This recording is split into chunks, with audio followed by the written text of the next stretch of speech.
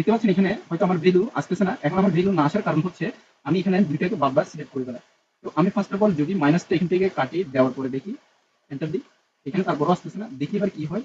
যদি আমি আমার সূত্রের মধ্যে ভুল করে থাকি তাহলে আমার এই জায়গার মধ্যে আসবে না। তো আমি আবার এই কাজটা করবো এখান থেকে, যে first of all equal to দিব, দেন আবার লিখবো হচ্ছে আপনার সেভেন স্ট্রোক।